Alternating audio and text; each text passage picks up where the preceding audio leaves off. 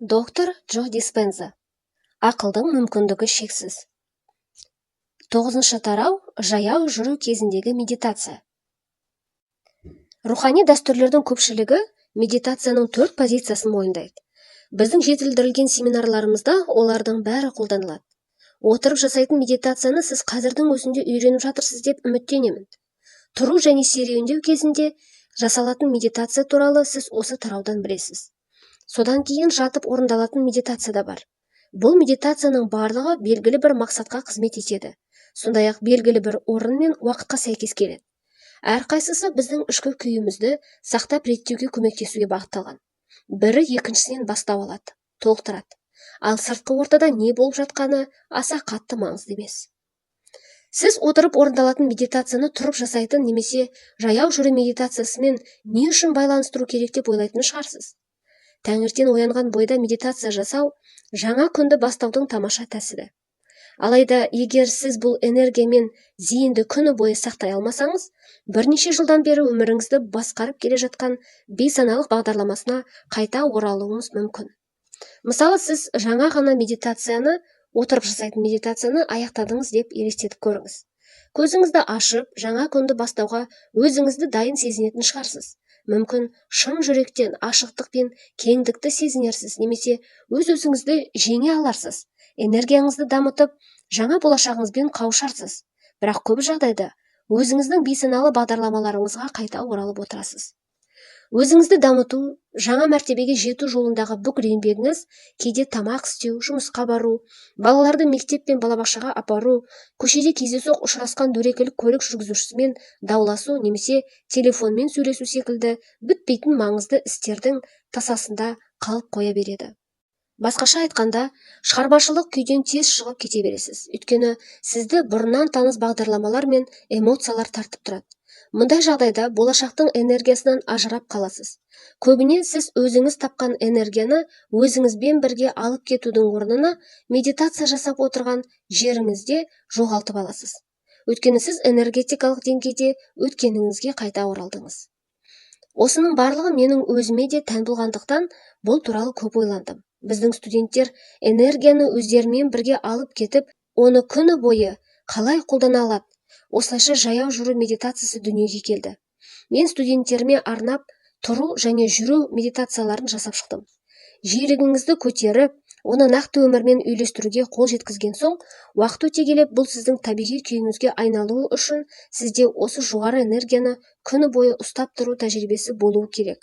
Бұл тараудың мақсаты сізге осы тұрғыда көмектесу. Өз болашағыңызға еніңіз. Сіз күн ұзаққа бейсаналы әрекет ететініңізді білдіңіз, бірақ неге олай ететініңізді білмейсіз. Мысалы, сіз жұмысқа қалай жеткеніңізді есіңізге түсірмеуіңіз мүмкін. Өйткені ол уақытта сіз бірнеше күн бұрын болған дау-дамайды ойлап отырдыңыз. Қарсыласқа қалай тегеурінді жауап қатқаныңызға масаттандыңыз. Сіз тіпті бір уақытта 3 жұмысты қатар жасайсыз. Хабарлама жазу, телефонмен сөйлесу, пошта тексеру. Әйткенмен сіз өз әрекеттеріңізді сараптап жатпауыңыз мүмкін. Бөлмеге кірген кездегі бет-әлпетіңіз бен сөзіңіз, энергияңыз әріптестеріңізге қалай әсер ететінін ойламайтын шығарсыз. Ақыл-ойдың орнын дене алып қойғанда осындай бейсаналы бағдарламалар мен мінез-құлық көріністері байқалады. Енді сіз дене ақылға айналғанда қазіргі уақытта өмір сүруді тоқтататыныңызды білдіңіз. Соған сәйкес арман мақсаттарыңыз бен көзқарасыңыз сізден алыстап кетеді. Дегенмен осы бейсаналы бағдарламалар мен мінез-құлықтарды басқарып үйрену арқылы сіз болашағыңызға сәйкес келетін жаңа электромагниттік сигнатураларды белсенді түрде тарата аласыз. Бұл электромагниттік өнімді кванттық өріске қаншалықты көп аударсаңыз, соғұрлым сіз оған, ол сізге айналады. Сіздің энергияңыз бен кванттық өрістегі болашағыңыз арасындағы тербеліс бір толқынға сәйкес болған кезде, бұл оқиға сізді міндетті түрде табады, немесе сіздің денеңіз жаңа шындыққа қарай ақырындап тартыла бастайды деп айтуға болады. Сіз тағдырдың магниті боласыз. Ол жаңа тәжірибе сияқты белгісіз нәрсе ретінде көрінеді. Қайталаймын. Сіз тағдырдың магниті боласыз. Ол жаңа тәжірибе сияқты белгісіз нәрсе ретінде көрінеді. Болашақ шындық туралы ойланыңыз. Ол қазірдің өзінде бар сияқты. Кванттық өрісте материалданбаған энергия ретінде тербеледі. Өз болашағыңызды камертоннан шыққан діріл ретінде елестетіп көріңізші. Камертон дегеніміз музыкалық аспап немесе дыбыс баптайтын құрал. Ол белгілі бір дыбыс жиілігін дәл беру үшін қолданылады.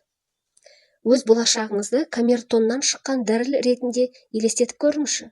Ол шығаратын дыбыс белгілі бір жиілікте таралады. Егер сіз камертон екеніңізді елестетсеңіз, онда сіздің энергияңызды болашағыңыздың кванттық мүмкіндігінің үйлесімділігімен резонанс тудыратын етіп өзгерту арқылы осы жиілікке қосыласыз. Энергияңызды неғұрлым ұзақ сақтап, оны осы жиілікке туралай алсаңыз, соғұрлым сол энергияның гармоникалық тербелісімен дірілдейсіз. Сөйтіп, осы болашақ шындыққа қосыласыз. Өйткені олармен бірдей жиілікте жұмыс жасайсыз. Кеңістіктегі және уақыттағы жиіліктер неғұрлым жақын болса, соғұрлым олар бір жиілікке жақындағанша бір-біріне әсер етеді. Осы кезде сіздің болашағыңыз сізді табады. Осылайша жаңа шындықты жасайсыз. Сондықтан сіздің энергияңыз күш-қуаттың нашарлауына және өмір сүру эмоцияларына байланысты өзгерген сәтте сіз бен болашақ шындық арасында диссонанс пен инкогеренттілік пайда болады. Диссонанс деп отырғанымыз бұл ішкі жайсыздық сезімі, сәйкессіздік, қарама-қайшылық деген мағынада. Сіз енді осы мүмкіндікпен бір жиілікте резонанс тудырмайсыз. Сондықтан өзіңіз жасағыңыз келетін болашақпен бұрыс, яғни сәйкес келмейтін уақытта әрекет етесіз. Егер сіз мұндай реакцияны тоқтата алмасаңыз, және бұл эмоцияларға деген сүйіспеншілік тым күшті болса, дәл сол шындықты қайта жасайсыз. Өйткені сіздің энергияңыз сіз әрекет ететін шындыққа сәйкес дірілдейді. Үшінші тарауда сіз барлық мүмкіндіктің мәңгілікте бар екенін білдіңіз. Сондай-ақ белгілі бір адамдармен, заттармен, орындармен және уақытпен байланысты денеңіздің шегінен шыққанда таза санаға айналасыз. Сіз кеңістік пен уақыттан тыс ешкімге, ештеңеге айналмайсыз. Дәл осы нәзік сәтте материалдық шындықты жеңіп, ақпарат пен энергияны кванттық өрісіне кіресіз. Енді сіз шын мәнінде физикалық бірлестіктерден асып кеттіңіз. Кванттық өрістен жаңа шындықты материя деңгейінен жоғары энергия деңгейінде болу арқылы жасай бастадыңыз. Негізінен біздің студенттер мұны медитацияның отыру күйінде қолданады. Тұрып жасалатын және серуендеу медитациясының мақсаты қазіргі сәтті жақсы білу, күні бойы жағымды күйде жүру, болашақпен ашық байланыста болуға көмектесу. Осылайша жаңа болашаққа қарай қадам жасай аласыз. Жаяу жүру медитациясында табиғат аясында сізді алаңдататын ештеңе жоқ, тыныш жерден орын тапқан дұрыс. Сізге жақын адамдар неғұрлым аз болса, зейінді сақтау оңайырақ болады. Уақыт өте келе жаяу жүріп жасалатын медитацияны игере отырып, сіз оны сауда орталығында, итпен серуендеп жүріп, немесе көпшілік алдында да жасай аласыз. Көп жағдайда тұрып және жүріп жасалатын медитация отырып орындалатын медитацияға ұқсас. Сіз жүрек орталығынан дем алып, дем шығарып, медитацияны бір орында тұрып, көзіңізді жұмып, жүрегіңізге назар аударып, тыныс алуды біртіндеп бәсеңдетіп жасайсыз. Отырып орындайтын медитация сияқты жүрегіңіздің қуат орталығына назар аударып, өзіңіздің болашағыңызбен байланыстыратын жоғары эмоцияларды сезіне бастайсыз. Сіз жоғары эмоцияларға толығымен енгеннен кейін, бірнеше минут ішінде назарыңызды ашып, энергияны денеңіздің айналасындағы кеңістікке, оны ішіңізде де сыртта да сезінгенше шығара бастайсыз. Содан кейін осы жоғары эмоциялардың энергиясына алдағы күнге немесе одан да алыс болашаққа зейін салыңыз. Бұл сіздің болашағыңыздың энергиясымен синхрондыққа жету, ішкі тектілікке ие болу, өміріңізді жақсы жағына өзгерту, жақсы жұмыс табу, үйлесімді қарым-қатынас жасау немесе кез келген жағымды нәрсе болуы мүмкін. Енді сіз жаңа электромагнитті қолтаңбаны кванттық өріске жібересіз. Әдеттегі отырып жасайтын медитациядан айырмашылығы, сүйіспеншілікке толы эмоцияларды көзді жұмып, тік тұрған қалыпта шығару керек. Содан кейін көзді ашып, осы керемет энергияны өз болмысыңызбен астастыра отырып, ақырын жүре бастайсыз. Көзіңізді жұмып, ашық фокуста тұрғанда назарыңызды сыртқы әлемнен алшақтатасыз да, ми толқындарыңыз бета диапазоннан альфа диапазонына ауысу арқылы баяулайды. Бұл санаңыздағы тынымсыз ойлар саябырлап, Ішкі тыныштық орнап, сіз терең транс күйіне еніп, айтылған әрбір сөзді оңай қабылдайтын күйге өтесіз деген сөз. Алдыңғы тараудан білгеніңіздей, транс күйінде неғұрлым ұзақ тұра алсаңыз, соғұрлым сіздің түп санаңыз жаңа ақпаратты игеруге қарсыласпайтын болады. Қайталаймын. Транс күйінде неғұрлым ұзақ тұра алсаңыз, соғұрлым сіздің түп санаңыз жаңа ақпаратты игеруге қарсыласпайтын болады. Жоғары эмоционалды күйде бола отырып, сіз өзіңіздің болашағыңызбен үйлесесіз. Сол эмоцияларға сәйкес ойларды ұстануға бейім боласыз. Бұл сіздің қиялыңыз жасаған ойлар, көзқарастар мен бейнелер, аналитикалық ақыл ойды айналып өтіп кетуіне көмектеседі. Сіз автономды жүйке жүйесін бағдарламалай аласыз. Осылайша, ол сіздің болашағыңыздың биологиясын жасай бастайды. Көзіңізді жұмып тұрып, болашағыңыздың энергиясын жасап едіңіз, енді көзіңізді ашып, алға қарай жүре бастауыңыз керек. Ешкімге қарамаңыз. Жанды жансыз бөгде заттарға назар аудармаңыз. Назарыңызды ашық ұстаңыз. Жанарыңызды көкжиектен алмай, транс күйінде болыңыз. Транс күйінде неғұрлым ұзақ тұрсаңыз, соғұрлым ойлау мүмкіндігіңіз аз болады. Осы уақытта сіздің санаңыз өткен бағдарламаларды қайталаудың орнына жаңа болашақтың бейнелерімен ұштаса түседі. Енді сіз өз болашағыңызға басқа адам ретінде енуге дайынсыз. Сіз өзіңіздің болашақ болмысыңыз ретінде жүріп жатқандықтан, қазіргі болмысыңыздың бейсаналы түрде қалай жүретінін түсінуіңіз керек. Енді жүрісіңізді, қарқыныңызды, сол сияқты тыныс алуды, тағы да басқаларды өзгертетін уақыт келді. Кетіп бара жатып, айналаңызға кеңістікке бейжай қарамай, күлімсірей қарап жүргеніңіз дұрыс. Бай адамның серуендеп жүргенде өзін қалай сезінетінін елестетіңіз. Болмаса батыл адамның немесе ашық жүректі ғашық адамның жүрісін салыңыз. Жалпы өзіңіз армандаған бейнені саналы түрде бейнелеңіз, және болашақ болмысыңыз қазіргі болмысыңыздан басымырақ болатындай адымдаңыз. Мысалы, сіз арман мақсаттарыңыз орындалған, жетістікке жеткен 1-2 жылдан кейінгі кезіңізді елестеттіңіз. Мұнда сіз үшін ең маңыздысы болашақ тұлғаны қазірге әкелу. Егер сіз қазірдің өзінде осындай адам болсаңыз, ендеше оны қатты қалаудың қажеті жоқ, өйткені ол болып қойды. Сіз енді болашақтағы өзіңіз ретінде әрекет етіңіз, ойлаңыз, сезініңіз. Күн сайын серуендеңіз және үйреншікті орындарға ғана емес, әр жерге барып көріңіз. Бұл сіздің әдетіңізге айналады. Бай адамдар сияқты алшаң басып, дені сау адам сияқты батылдық танытыңыз. Сондай-ақ өзіңізге сенімді болғаныңыз маңызды. Ақырында тағдырыңызға шексіз риза. Тағдырға ризашылық деген мақсатқа жеткен деген сөз. Тағдырыңызға шексіз риза адамның сезімінде болыңыз. Өзіңізді қинап, өмірден қажыған, шаршаған, депрессияға түскен адам сияқты ұстамаңыз. Қимыл қозғалысыңыз ширақ, сенімді болсын. Бұл әдеттер өздігінен сіздің ойларыңыздың, мінез құлқыңыздың, эмоцияларыңыздың жаңа үлгісіне айналады.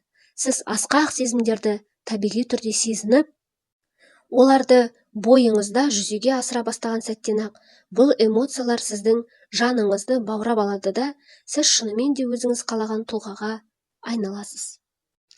Миды болашақ туралы естеліктермен қуаттау. Жаяу медитация сонымен қатар әлі болмаған нәрселер туралы естеліктер жасаумен байланысты. Ол сіздің болашағыңыз туралы естеліктер. Сіз көзіңізді жұмған қалыпта бойыңызға жоғары сезімдерді шақырып, бұл энергияны денеңіздің өрісінен тыс шығарасыз. Содан кейін көзіңізді ашып, жүрек үніне құлақ сала отырып, адымдап жүре бастайсыз. Жоғары эмоциялардың барлығын енді ашық көзбен сезінуге тырысыңыз. Сіз бұл эмоцияларды қарқынды сезінген сайын, сезімдеріңізді тудыратын суреттерге, образдарға, ойларға көбірек көңіл бөлесіз. Бұл процесс жаңа ішкі тәжірибе жасау арқылы нейрондық желілеріңізді табиғи түрде жаңартады. Өмірлік тәжірибе миды байытады және естеліктер жасайды. Миыңыз енді өткен шақта емес, болашақта. Өзіңіздің жоғары эмоцияларыңызды дұрыс жолмен көрсете отырып, сіз ми мен денені арманыңыздағы болашақ келген сияқты бағдарламалайсыз. Бұл сіздің болашағыңызды техникалық тұрғыдан еске түсіретініңізді білдіреді. Транс күйінде болу маңызды, өйткені сіз денені болашағыңызбен біріктіріп, ішкі әлеміңізді өзгерткен кезде Ұзақ мерзімді естеліктер жасайсыз. Көңіл қайда бағытталса, энергия да сол жерге бағытталатындықтан, сіз өзіңіздің болашағыңызды елестетіп, бейнелеп, сезінген кезде ақыл-ой киносының көріністерін санаңызға тағы бір мәрте айналдырғыңыз келуі мүмкін. Мұны жасағанда ақыл-ой фильмінің көріністері сіздің болашағыңыздың энергетикалық және биологиялық карталарына айналады. Болашақтың эмоцияларын сезіну, оларды ниетпен біріктіру әрекеті екі нәрсеге әкеледі. Жаңа желілерді орнатып, миды болашағыңыздың ниет картасына айналдырады. Алдағы оқиғаларға эмоционалды химиялық заттар тудырып, гендерге сигнал береді де, сіздің денеңізді жаңа тағдырға бейімдейді. Есіңізде болсын, бұл медитация сіз өмірден алатын нәрсеге емес, сіз кім бола алатыныңызға, немесе қалыптасу процесінде кім екеніңізге қатысты. Егер сіз байлыққа, табысқа, денсаулыққа, немесе жаңа қарым-қатынас алуға тырыссаңыз, онда бір жерге барып, шынында да бірдеңе алу керек деген ескі үлгіде әрекет етесіз. Бірақ шындық мынада: сіз жаңа тұлға болған сайын, шындық осы болмыс күйіне сай мүсінделіп жасалады. Бұл жаңа тағдырыңызға, назарыңызға сақтауға көмектесетін саналы түрде қалыптасу процесі. Жаяу жүру медитациясымен неғұрлым көп айналыссаңыз, көзіңізді жұмып жасаған кездегідей, көзіңіз ашық күйде де жақсы өзгерістерге қол жеткізуге болады. Уақыт өте келе сіз бұл энергияны күні бойы сақтап қана қоймай, қолдана аласыз. Бұл сіздің ояу кезіңіздегі зейініңізді өте жақсы күшейтеді. Өзіңізді бұрынғыдан басқаша сезініп, бейсаналы түрде басқаша әрекет ете бастайсыз. Бұл бір керемет сезім, жаңа тұлғаны жаңаша бағдарламалау тәсілі. Содан кейін не болады? Содан кейін шынында да өзіңізді батыл саясаткер, дарынды көшбасшы, табысты кәсіпкер секілді сезініп, тіпті өзіңізді дәл солар сияқты ұстайсыз. Ал түстен кейін өзіңізді сүйіспеншілікке толы, бақытты сезінетіндіктен, сіз тіпті дертіңіздің, егер бойыңызда сырқат болса, қайда кеткенін түсінбей де қалуыңыз мүмкін. Сіз жасайтын нәрсе әдетке ұласады да, болғыңыз келген болмысқа айналасыз. Себебі сіз нейрондық желілерді орнатып, жасырын гендерді жаңа тәсілдермен әрекет етуге сигнал бердіңіз. Яғни биологиялық тұрғыдан сіз сол адамға айналдыңыз. Күніне бірнеше рет айналаңызға қарап, болашағыңызды бағдарлаңыз. Мәселен, сіз кешігіп жатқан досыңызды күтіп отырсыз дейік. Осы кезде ашуланудың орнына болашағыңыздың энергиясын өндіре беріңіз. Немесе кептелісте тұрсыз. Шыдамсыздық танытудың орнына болашақтың энергиясын баптауға машықтанасыз. Елестетіп көріңізші, азық-түлік дүкенінде кассаның шұбатылған кезегінде тұрсыз. Елдің бәрін ұстамай тез-тез есептесіп жібермей ме деп кассирге ренжудің орнына, осы дүкенде сіз сатып алмаған қаншама керемет тағамдар бар екенін ойлап, жаңа өмірдің жақсы энергиясын жасай беріңіз. Содан кейін сіз осы эмоционалды жағдайға тең келетін ойларды қабылдайсыз, сенесіз және оған бағынасыз. Ал сіз осындай ойларға берілгенде, сіздің денеңіз осы эмоционалды күйге тең химиялық заттар шығарады. Осылайша, өзіңіздің автономды жүйке жүйеңізді жаңа тағдырға бағдарламалай бастайсыз. Және мұны неғұрлым көп жасасаңыз, соғұрлым бұрынғы әдеттегі автопилот күйіне қайта оралып, осы сәттің қадірін жоғалту ықтималдығы азаяды. Сонымен көптен күткен жаяу жүру медитациясы. Медитацияны бастау үшін ең алдымен табиғат аясынан тыныш жер табыңыз. Сыртқы ортадан ажыраңыз. Сөйтіп көзіңізді жұмып, осы сәтте болыңыз. Жан мен жүрек бір өрісте тоғысатын жүрек орталығына барыңыз. Ризашылық, қуаныш, шабыт, жанашырлық, махаббат тағы да басқалары жоғары эмоцияларды сезініңіз. Егер болашағыңызға шын ниетпен сенгіңіз келсе, оның ашық әрі белсенді болғаны дұрыс. Жүрек орталығы арқылы бір қалыпты, ақырын, барған сайын тереңірек тыныс алып жатқаныңызға назар аударыңыз. Шамамен 2 минуттай осылай тыныс аласыз. Тағы да 2-3 минутқа жоғары эмоцияларды шақырыңыз. Сосын бұл энергияны денеңіздің айналасындағы кеңістікке шығарыңыз да, осы энергияны сезініңіз. Болашағыңыздың энергиясына қосылыңыз. Бірнеше минуттан кейін ниетіңізді нақты бекітіңіз.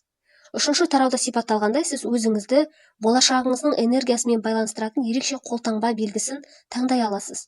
Жоғары эмоцияларды сезіну арқылы болмыс күйіңізді өзгертіңіз және жаңа электромагниттік қолтаңбаны кванттық өріске таратуға зейін салыңыз.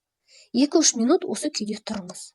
Содан кейін көзіңізді ашыңыз да, ешкімге де ештеңеге де қарамастан назарыңызды кеңейтіңіз. Транс күйін сақтай отырып, денеңіздің айналасындағы кеңістікке ғана назар аударыңыз. Транста болсаңыз да көзіңізді ашып жүріңіз. Әр басқан қадам сайын жаңа энергияны, болашақта сіз жасайтын жаңа жиіліктерді бейнелеңіз. Жүру медитациясында да сіз көзді жұмып, медитация жасағанмен бірдей ақыл-ой деңгейін өндіресіз. Жаяу жүру медитациясында да сіз көзді жұмып, медитация жасағанмен бірдей ақыл-ой деңгейін өндіресіз. Содан соң болашақты ойлаңыз. Болашақтың бейнелерін елестетіп, оларды сезініңіз. Оларға иелік етіңіз. Солардай болыңыз. Шамамен 10 минут жүріңіз. Содан кейін тоқтап, бәрін қайтадан жасаңыз. Көзіңізді жұмып, энергияңызды көтеріңіз. Осы энергияның аясында 5-10 минут тұрыңыз. Сосын 10 минут көзіңізді ашық ұстап, терең транс күйіне түсіңіз. Болашақтағы болмысыңызды сезініп, әр қадамыңызды мақсатпен, ниетпен басыңыз. Жүрекпен сезініп, жаңа энергияны бойыңызға сіңірген сайын, сіз өз тағдырыңызға бір қадам жақындай түсесіз. Тағдырыңыз да сізге қарай ілгерілей бастайды. Бұл циклды 2 рет орындаңыз. 2-ші раундты аяқтағаннан кейін 4-ші энергия орталығын ашық ұстап, өз сезімдеріңізге нақты назар аудара отырып, соңғы рет тоқтап, бір орында қимылсыз тұрасыз. Сіз бұл мүмкіндікті өз сезімдеріңізге сүйене отырып, кім екеніңізді растау үшін пайдалана аласыз. Мысалы, егер сіз өзіңізді шексіз сезінсеңіз, мен шексізбін деп айта аласыз. Содан кейін алақаныңызды жүрегіңізге қойып, қажетіңізді алу үшін өзіңізді жеткілікті дәрежеде лайықты адам сезініңіз. Өз энергияңызды ең жоғары деңгейге көтеріп, ризашылық пен құрметке бөленіңіз. Қайталаймын. Өз энергияңызды ең жоғары деңгейге көтеріп, ризашылық пен құрметке бөленіңіз. Ал енді ішіңізде жаратқанның энергияға толы, жасампаз асыл рухы бар екенін мойындайтын кез келді. Болашақ жаңа өміріңіз әлі орын алмай тұрып, оған ризашылық білдіріңіз. Өз бойыңыздағы осы күшті мойындай отырып, одан өміріңіз күтпеген ғажайыптар мен болмысыңызға қуаныш сыйлайтын кездейсоқ оқиғаларға толы болуын сұраңыз. Болмысыңыздағы жаңа өмірді бағалай отырып, махаббат нұрын шашыңыз. Келесі тарауды оқып өтейін. 10-шы тарау нақты тәжірибеден алынған оқиғалар. Бұл тарау өте қысқа, бірақ өте маңызды тараулардың бірі. Төменде келтірілген менің тәжірибемдегі оқиғалар арқылы сіз өзіңізге ұқсас адамдар туралы, өмірі тығыз жоспарға толы болса да, жаңа болашақ құруға уақыт тапқан жандар жайлы білесіз. Олар өткен өмірін аңсап, қиялдап отыра бермей, күн сайын болашағына көз тастау арқылы өздерін тапты. Олар өткеніне қарағанда болашағына көбірек ғашық еді деп айтуға болады. Күнделікті жұмыстарға беріліп, алдыңғы 3 тарауда айтылған тәжірибелерді тұрақты түрде орындап, дағдыларын шыңдау арқылы бұрынғыдан да ерекше, тіпті жаратылыстан тыс тылсым қабілеттерге ие бола түсті. Назар аударыңызшы, олар бұған қарапайым ғана жолмен қол жеткізді емес пе? Тим өз болашағының кілтін алды.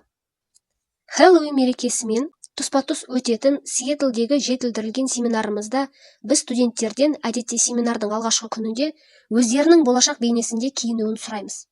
Тим деген студент свами болып киінді. Свами деген бұл үнді діни дәстүріндегі құрметті атақ. Бұл атақ көбіне рухани ұстаздарға, монахқа немесе өзін құдайға қызмет етуге арнаған адамға беріледі. Тим деген студент свами болып киініпті. Ол әрқашан свами болғысы келетін, соған сай өмір салтын ұстанатын. Тим Коннектикуттағы ата-анасының үйінен ашрам оқуына тым жас кезінде кеткен. Ашрам дегеніміз бұл рухани дамуға арналған арнайы ортада, яғни ашрамда өтетін оқыту процесі. Ашрам үнді дәстүріндегі рухани жаттығу мен өмір сүруге арналған орын. Онда адамдар ұстаздардан, яғни гурудан білім алып, ішкі жан дүниесін тазартуға, өзін-өзі жетілдіруге ұмтылады. Сонымен Тим ашрам оқуына тым жас кезінде кеткен. Мерекелік кеш басталар алдында студенттердің барлығы біздің компаниядан сыйлықтар алды. Оларға әр қатысушының әлеуетін асыратын символдық кілттер берілді. Бұған дейін Тим бірнеше рет жоғары деңгейлі семинарларға қатысқан. Өзінің алғашқы ақыл-ой фильміндегі көріністердің біріне Ол алтын және күміс монеталар қосты. Бірнеше жыл бойы ол қорқыныш сезімін жеңуге тырысқан еді. Бірақ бір сәтте қорқыныштың артында түкте тұрғысыз сезім жатқанын түсінді. Сондықтан Тим үшін бұл монеталар өзін-өзі бағалаудың символына айналды. Байлықты кім қаламайды дейсіз, дейді ол маған. Бірақ мен рухани жолмен жүріп, йогамен және осыған ұқсас нәрселермен айналысқандықтан, яғни тірлігім өзімнің сөзіме сәйкес келу үшін кедей болып, кедейлікте өмір сүруім керек деген сенім пайда болды. Сондықтан нағыз байлық ретінде алтын мен күміс монеталар емес, сіздің өзіңізді қабылдауға лайықпын деп сенуіңіз және ішкі дайындығыңыз маңызды. Бұл монеталар сол сенімнің көрінісі ғана. Сиэтлдегі семинарға арналған ақыл-ой фильмде Тим өзінің көзқарасын дамыту үшін көбірек бейнелер қосты. Өзінің қадір-қасиетінің тағы бір символ ретінде қуат деңгейді білдіретін Қытай таңбасын қолданды. Бірақ ол ақшаға қызықпағандықтан бұл символдың астына өркендеу деген сөзді жазып қойды. Тим дәл осы сөзді құп көрді, себебі сөздіктен өркендеу сөзінің латын тіліндегі түбірі сөзбе-сөз аударғанда ағылып келу дегенді білдіреді екен. Қалағанымның барлығы маған өздігінен ағылып келе жатса, қандай керемет болар еді деп ойлады ол. Тимнің сыни ойлау қабілеті өте жақсы дамыған болса да, калейдоскоппен ұштастыра отырып, ол өзінің ақыл-ой киносын қайта-қайта көріп, аналитикалық ақылды айналып өтті. Сөйтіп түп санаға, яғни операциялық жүйеге еніп, болашағын бағдарламалай алатынын түсінді. Семинар барысында ақыл-ой фильмдегі көріністі үш өлшемді бейнеге аудару уақыты келгенде, ол бай тәжірибеге ие болды. Тим қуанышты, сосын жүректі шарпыған күшті сезімді, өмірге деген сүйіспеншілік сезімін сезінді. Ол бейне бір әлемді өртеп жіберердей әлде бір сезімді бастан кешкенін жеткізді. Содан кейін медитация барысында мен студенттерден зейіндерін ашып, жаңа ақпаратты қабылдауға дайындалуды сұрадым. Тим денесін энергия толтыра бастағанын айтты. Мен оның қайдан келгенін білмеймін, деді ол. Бірақ біреу энергия толы кранды ашып жібергендей болды. Мен тасқын астында қалдым. Энергия менің төбемнен еніп, қолыма қарай ағып жатты. Алақаным төмен қарай салбырап тұрған, бірақ бұл энергия оларды бейсаналы түрде жоғары қарай аударып жіберді. Мен уақыт пен кеңістіктің өлшемін жоғалтып алдым. Қай жерде екенімді білмедім. Қалған медитация, экстаз, жоғары көтерілу күйінде өтті. Қандай да бір себептермен барлығы өзгеретінін білдім. Мен енді бұрынғы Тим емеспін. Тимге энергия дарыған кезден бастап бұрынғысынан бөлек адам болып өзгергеніне сенеді. Денеме енген жаңа ақпарат менің ДНК-мды қайта жазып, бұрынғы мені өшіргеніне сенімдімін, өйткені ол тұлға енді жоқ, деді Тим. Тим Феникстегі үйіне оралғаннан кейін өзінің бұрынғы тірлігімен айналысып жүре берді. Оның көрпе төсек сататын жеке меншік дүкені болатын. Дүйсенбі күні таңертеңгілік әдеттегідей дүкенді ашып, саудасын бастады. Бейсенбіде оған бірнеше жыл бұрын өзінен матрас сатып алған бір әйел келді. Сөйтіп екеуінің әңгімесі жарасып, әлгі әйел оған апта сайын келіп тұратын болды. Бір күні әйел Тимге келіп, бір кісіге арнап өсиет хат жазып қойғанын айтты. Әйел Тимнің өз өсиетнамасының атқарушысы, аманат иесі болғанын қалады. Тим бұл сенімге риза болып, бақыттан басы айналып алғыс айта берді. Міне, деді әйел үстелге қағаз бен кілт қойып жатып, оқыңыз. Тим құжатты оқып тұрып, өзінің аманат иесі ғана емес, алтын күміс аралас құны $110,000 монетаға, дәл Тимнің ақыл-ой киносында бейнеленген монеталар секілді мұрагер екенін білді. Үстелге қойылған кілт монета сақталған банк ұяшығының кілті еді. Дәл сол сәтте Тим Сиэтлдегі кеңейтілген семинарда алған тағы бір болашақ кілтін есіне түсірді. Міне, нағыз лайықты болу деген осы шығар. Әуе йогасының құдіреті. 2016 жылғы еңбек күні мерекесінде Сара 5 тонналық яхтаны айлаққа соғып алмай, абайлап тоқтатуға тырысып, нәтижесінде арқасын қатты жарақаттап алды. 7 апта бойы физиотерапиядан өтті. Уыз таблетка ішіп, хиропрактикке барып жүрді. Бірақ ештеңе көмектеспеген соң, дәрігерлер оған хирургиялық ота жасауды ұсынды. Алайда ота жасар алдында ол біздің Канкунда өткен жетілдірілген семинарымызға қатысуға шешім қабылдапты. Анасының қатты ауырсынудан қиналып тұрғанын көрген ұлы оған жаны ашып, мүгедектер арбасына отыруын өтінді. Бірақ Сара арбаға отырудан бас тартады. Алайда қонақ үйге келгенде ол денесін әрең егеріп, еденге домалай құлаған еді. Қырсық бір айналдырса, шыр айналдырады деп, кейінірек ол бассейнде қалқымалы матраспен жүзіп жүріп өздігінен тұруға әрекет жасағанда жүйке спазмына шалдықты. Сара менің жұмысыммен бұрыннан таныс екен, сондықтан өзімен бірге Канкунға медитация жастығы мен ақыл-ой киносын ала келіпті. Ол өзінің ақыл-ой киносын салауатты, мықты, қайтадан жүгіре алатын, ұлымен баскетбол, қызымен лакросс ойнайтын дені сау тұлға ретінде жасапты. Әр жолы ол әуе йогасымен айналысатын сахнада өзін көрген сайын қуанышқа бөленді. Ол өзінің ақыл-ой киносындағы әнді естігенде энергиясы артты. Алғашқы бірнеше күнде Сара медитация жасап, төменгі 3 энергия орталығы аймағындағы бұлшық-еттерді қысып, тыныс алу техникасы арқылы омыртқаға энергияны көтергенде, оның құйымшақ жүйкесі пульсациялана бастағанын сезді. Сезім жылы электр тогіне ұқсайды. Сонымен қатар, бұл энергия оның омыртқа бағанына көтерілген шипалы жарық секілді болды. Үшінші күні Сара таңертең тұрған бойда интернеттен әуе йогасымен айналысатын әйелдің суретін іздейді. Сосын ол күні бойы сол бейнені санасында ұстап жүреді. Сол күні біздің студенттер калейдоскоппен және ақыл-ой киносымен жұмыс істеген еді. Олар кванттық өріске кіргеннен кейін өздерінің ақыл-ой фильміндегі көріністі 3 өлшемді кескінге орналастыруға тапсырма бердім. Медитация аяқталғаннан кейін мен оларға еденге жатуын өтіндім, бірақ Сара кейінірек маған сол сәтте еденді таба алмағанын айтты. Ол еденді іздеп төмен қарай түсе берген, бірақ еш жерден еденді таппаған. Содан кейін ғана ол өзінің басқа өлшемде екенін түсініп, сезім мүшелерін пайдаланбай-ақ IMAX деңгейінде толыққанды сенсорлық тәжірибе алады. Ол өзінің ақыл-ой киносындағы болашағының сахнасында болған. Оның ішкі тәжірибесі кез келген сыртқы тәжірибе сияқты шынайы болу үшін оның миына жеткілікті нейрондық тізбектер қосылған. Ол бұл көріністі жай ғана елестетіп қоймай, оның басынан өткерді. Өзімнің басқа шындықта, басқа уақыт пен кеңістікте екенімді түсіндім. Мен өз болашағымда болдым, деп түсіндірді кейіннен Сара. Мен әуе йогасымен айналыстым. Сол себепті басыммен төменге салбырап тұрдым, ал астымда еден болған жоқ. Оны табуға тырыстым, бірақ жай ғана әдемі қызыл жібек орамалға ілініп, тербеліп тұрдым. Сол сәтте мен ауыртпалықтан босағандай болдым. Кеңістікте тербеліп, еркіндікті сезіндім. Ақыры ол еденге жетіп, жантайып жатты. Қуаныштан көз жасы бетін ағыл-тегіл жуа берді. Медитациядан шыққан кезде оның жан азабы жойылған еді.